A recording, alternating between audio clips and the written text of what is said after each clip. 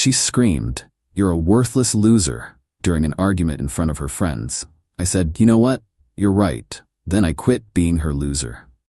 What her friends told her after I left the party. Original post: I, 36 male, am sitting in my new apartment, boxes everywhere, feeling oddly peaceful. 3 weeks ago, my girlfriend Natalie, 34, humiliated me in front of 30 people at her birthday party. Now she's scrambling to salvage what's left of her life while I'm rebuilding mine from scratch. We'd been together 4 years, living together for 2. I worked as an HVAC technician, not glamorous, but solid pay, honest work. She was in marketing for a cosmetics company, always talking about brand image and networking opportunities. The party was at our place. Well, technically my place since I paid the rent, but whatever. Her work friends, college friends, some influencer types she was trying to impress. I'd spent the whole day setting up, decorations, catering, bartender, the works. Dropped about $3 on her intimate gathering. Everything was fine until around 10 p.m. I was in the kitchen getting more ice when I heard her friend Megan ask about vacation plans. "Natalie, oh, we're not going anywhere. Brian can't afford it right now." I walked out. "Actually, I suggested camping at the state park. You said you wanted Cabo." She rolled her eyes. "Camping? Seriously? That's your idea of a vacation?" Her friends giggled. I should have walked away. "It's what we can afford if you want to keep your BMW lease," I said. That's when she snapped. Wine glass in hand, designer dress surrounded by her audience. "God, you're such a worthless loser. Look at you. You fix air conditioners for a living. Do you know how embarrassing it is when people ask what my boyfriend does? These people have real careers. Megan's dating a surgeon. Kelly's husband owns 3 restaurants. And I have to admit I'm dating a glorified maintenance man." The room went silent. 30 pairs of eyes on me. She kept going. "4 years, Brian. 4 years I've waited for you to do something with your life. But no, you're content being mediocre, playing video games, drinking beer with your loser friends, zero ambition. You're dragging me down." I stood there feeling something inside me just break. Not like heartbreak, more like chains snapping. "You know what?" I said quietly. "You're absolutely right." She blinked, surprised. "What?" "You're right. I am a worthless loser. To you." I walked to the bedroom, grabbed my phone, wallet, and keys. "Where are you going?" she called after me. "To stop being your loser." I left. Behind me I heard her yell, "Don't be dramatic. Brian, Brian." I didn't look back. Update 1. Spent that night at my buddy Trevor's place. He didn't ask questions, just handed me a beer and set up the couch. Woke up Sunday morning to 62 missed calls and a tsunami of texts from Natalie. "Baby, come home. I was drunk. I didn't mean it. We need to talk. This is stupid. You're overreacting. Answer your phone. You can't just leave me." Then the narrative shifted. "You abandoned me at my own party. You humiliated me. Everyone thinks you're abusive now. My friends are worried. You need help." I texted back once. "You're right. I was a worthless loser. I'm working on that. Your stuff will be packed by Friday. Get it by Sunday or it goes to Goodwill." She called immediately. I didn't answer. Monday morning, I did something I'd been thinking about for 2 years. Applied for the business license I'd been too scared to get. See, Natalie always said starting my own HVAC company was too risky and not the right time. What she meant was it wasn't impressive enough for her Instagram. By Wednesday I had filed for LLC, set up business banking, designed basic logo and cards, called 10 old clients who'd asked if I did side work. Thursday Natalie showed up at Trevor's. "We need to talk." "No, we don't." "Brian, please, I'm sorry, I was showing off. You know how those people are." "Yeah, I do now." She tried tears. 4 years, you're throwing away 4 years over one bad night?" "No, I'm walking away from 4 years of you being ashamed of me." "I wasn't ashamed, I just wanted more for us." "For you. You wanted more for you." She switched tactics. "Fine, but you can't kick me out. I have rights." "What rights? Your name isn't on the lease." "I've lived there 2 years. As my guest, legally you have no claim." I checked. Her face went red. "You can't be serious." "Your stuff's in boxes by the door. Brittany has the key." Brittany was our neighbor. "Where am I supposed to go?" "I hear Megan's surgeon boyfriend has a nice place." Update 2. That weekend was interesting. Natalie brought reinforcements. Her mom Diane, her sister Ashley, and 3 friends including the infamous Megan. They came Saturday afternoon, presumably to collect her things and stage an intervention. Diane knocked. I answered. Brian, this is ridiculous. Couples fight. You don't end a relationship over one argument. It wasn't an argument. It was her showing me who she really is. Ashley jumped in. She was drunk. People say things they don't mean. Drunk words are sober thoughts. Megan, the surgeon's girlfriend, decided to chime in. You're being really immature about this. Natalie deserves better. I actually laughed. You're right again. She does deserve better than a worthless loser, so I'm giving her the opportunity to find it. They collected the boxes while Natalie supervised, making sure to mention everything I'd stolen from her. That's my coffee maker. That you bought with my credit card? Sure, take it. The TV is mine. Here's the receipt from Best Buy. My name, my card. Nice try. She got desperate. Half this furniture is mine.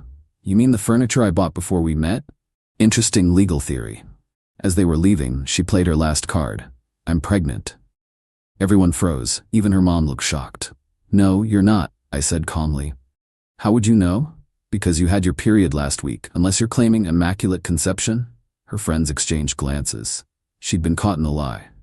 Also, I continued, you might want to check your math. You were at that work conference in Miami 3 weeks ago, remember?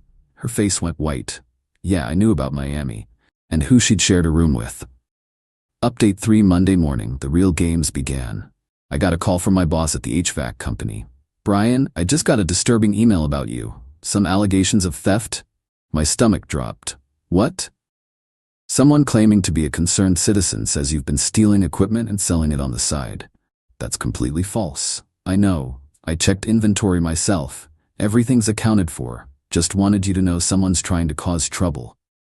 Then came the online assault. Natalie posted on every platform. After 4 years, he abandons me out of nowhere. No explanation. No conversation. Just throws me out of my home. Ladies, this is what happens when you date down. They resent your success and punish you for their inadequacy. The comments were split. Half supported her, half smelled BS. But then something beautiful happened. Remember those 30 people at the party? Turns out 5 of them had filmed her tirade. By Tuesday, the videos were circulating. There was Natalie, wine-drunk and vicious, calling me a worthless loser while I stood there quietly. Then me, calmly saying she was right and leaving with dignity. The narrative flipped instantly. Her friend Kelly, restaurant owner's wife, commented, Natalie, we all saw what happened. This is gaslighting. Another party guest, you humiliated him in front of everyone. He handled it with class. Best comment came from someone named Derek. Imagine being called worthless by someone who drives a leased BMW she can't afford while living rent-free in his apartment. The audacity.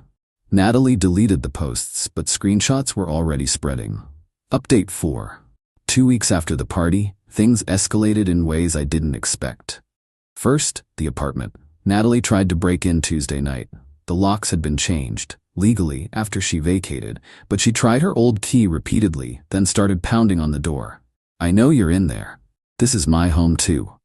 I called the cops, showed them the lease, my name only, proof she'd moved out, texts admitting she took her stuff, and her current address, her mom's. They asked her to leave. She made a scene. They threatened arrest. She left.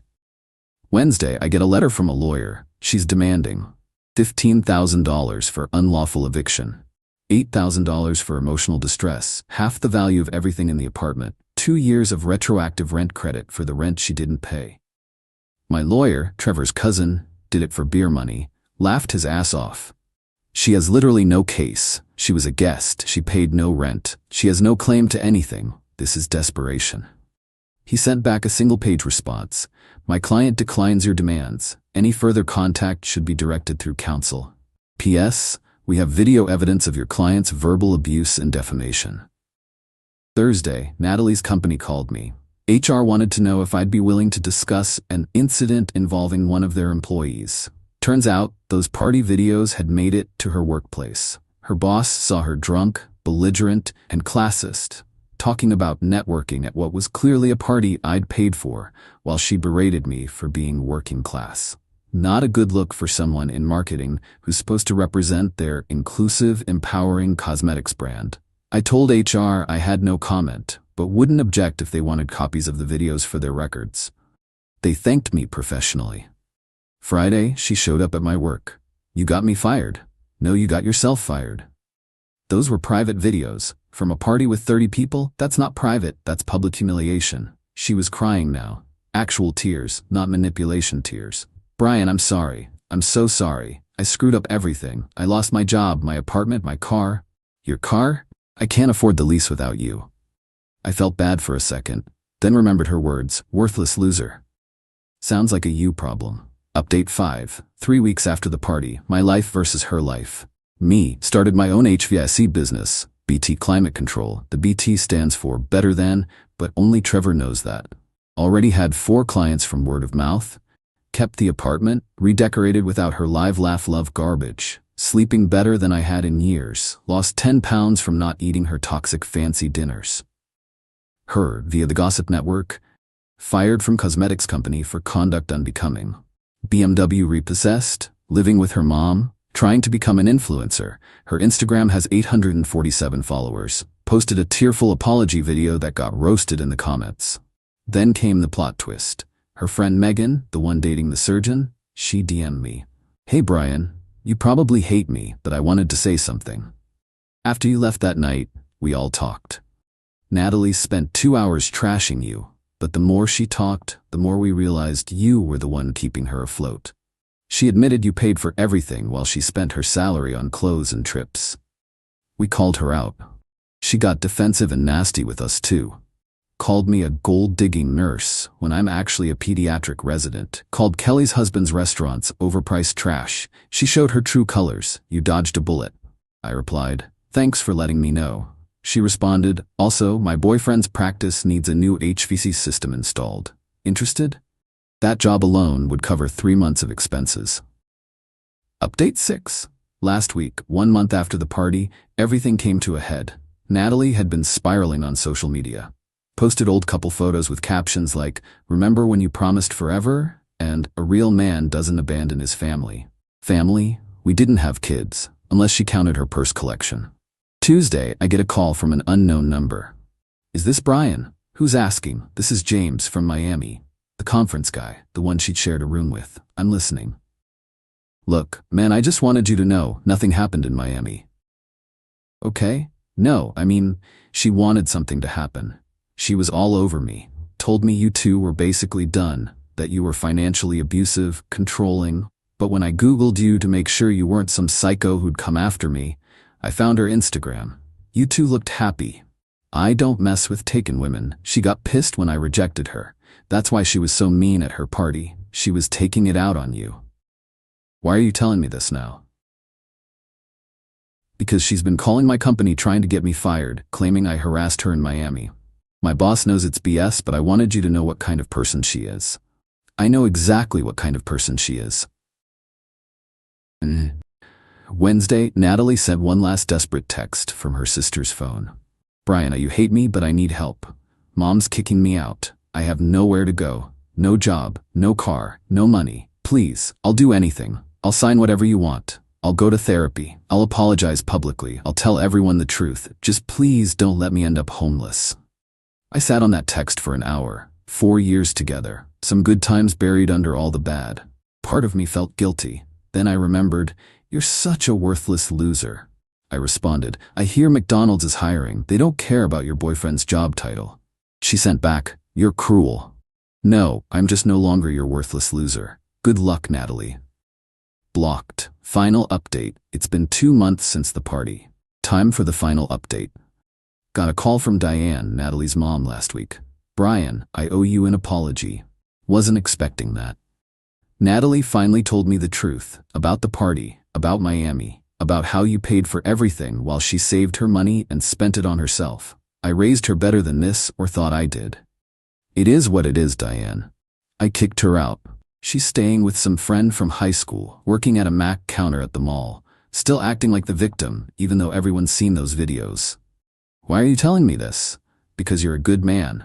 You deserved better, and I wanted you to know that her own mother sees that now.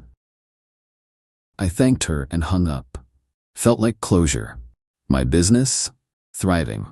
That surgeon's practice job led to 3 more medical buildings. Turns out being a worthless loser who actually shows up and does quality work beats having a fancy title any day. Last weekend, I ran into Kelly and her husband at a restaurant. They invited me to join them. "Heard about your business taking off," the husband said. "Respect. Starting from scratch takes balls." Kelly added, "We all knew Natalie was high maintenance, but we didn't know she was that cruel." "You handled it perfectly." "Just did what she told me to do," I said. "Stopped being her loser." They laughed. We actually became friends. Funny how that works. The ultimate irony? Natalie's still posting motivational quotes about knowing your worth and not settling for less while working retail and living on someone's couch. Her Instagram bio says marketing professional and lifestyle influencer. Her last sponsored post was for a teeth whitening scam that got her account flagged. Me? I just bought a truck for the business. Cash. Hired my first employee, a kid right out of trade school who reminds me of myself before I let someone convince me I wasn't enough. Saw Natalie at a gas station yesterday. She was driving a 2003 Honda Civic with a cracked windshield. She saw me, started to approach, then saw the logo on my truck. BT Climate Control. We fix what's broken. She turned around and left without saying a word. Trevor asked if I regret any of it. "Regret what?" I said. She was right. I was a worthless loser. Worth less to her than image. Losing her respect because I didn't have a fancy title. But she was wrong about one thing. I did have ambition, just not the kind she could brag about on Instagram. "So you're good?" "Better than good. I'm worth exactly what I always was, a hardworking guy who pays his bills and treats people with respect." Turns out that's worth more than she thought. Got a text from an unknown number this morning. "Heard you're doing well. I'm happy for you.